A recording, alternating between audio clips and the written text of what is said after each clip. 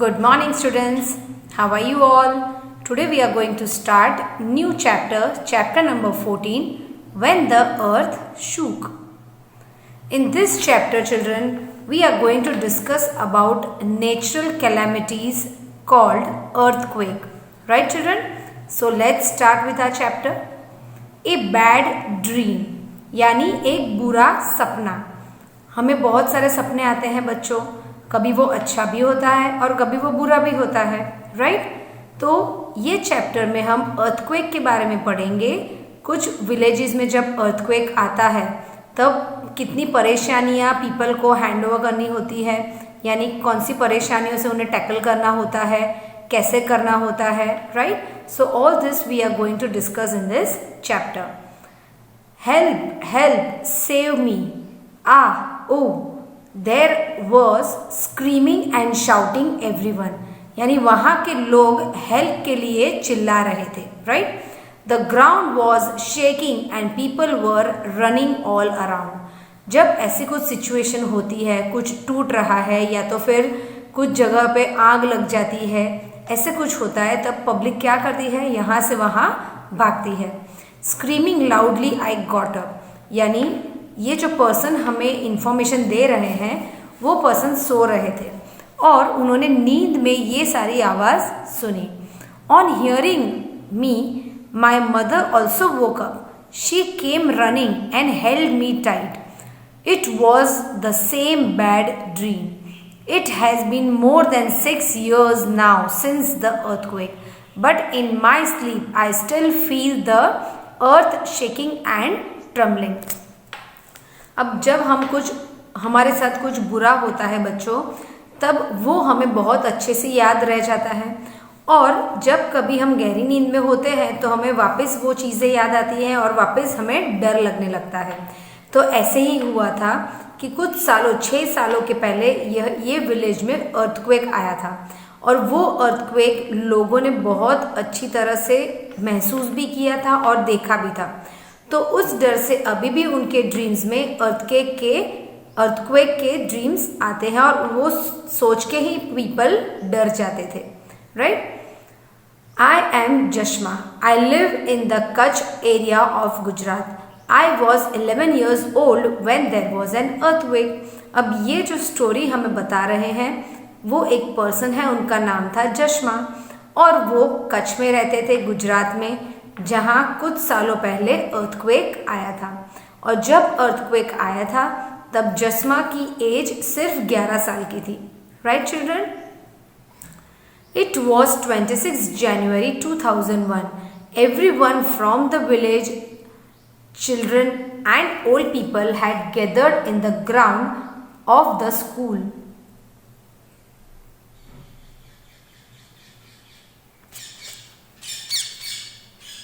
To watch the parade on TV. Suddenly the ground was shaking. People were scared and started running here and there. No one knew what was happening and what to do. There was total panic. यानी ये जो incident बना था 26 जनवरी को, तब village के अंदर बच्चे और जो ओल्ड पीपल थे वो एक ग्राउंड में गैदर्ड हुए थे स्कूल के अंदर परेड देखने के लिए टीवी पे, राइट? तो अचानक से वो ग्राउंड हिलने लगा और जैसे ग्राउंड हिलने लगा जो पीपल वहाँ बैठे थे वो चिल्लाने लगे और यहाँ से वहाँ भागने लगे और किसी को भी समझ में नहीं आ रहा था कि क्या हो रहा है, right? So they were tense and they became panic. In a few minutes, our village was flat on the ground. All our things, clothes, pots, grains and food were trapped under the stones, mud and wood from the fallen houses.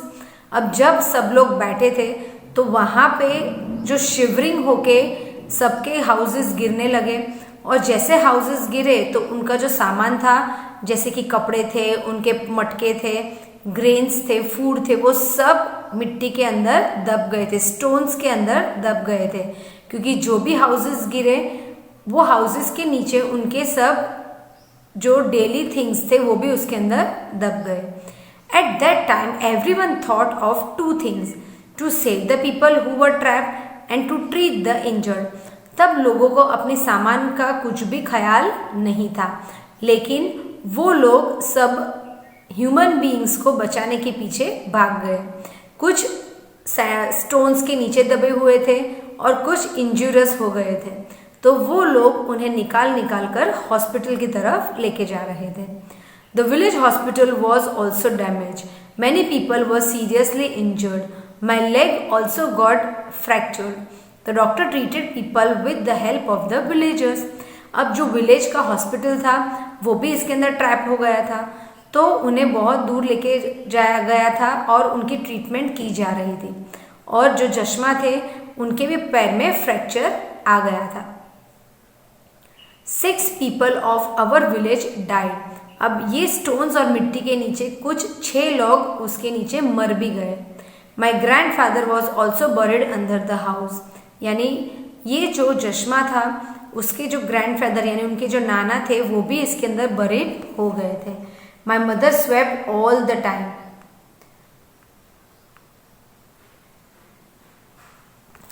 My mother swept all the time. Seeing my mother, I also cried. The entire village was sad and disturbed. अब उनके नाना जो थे वो stone के नीचे दब के मर गए थे।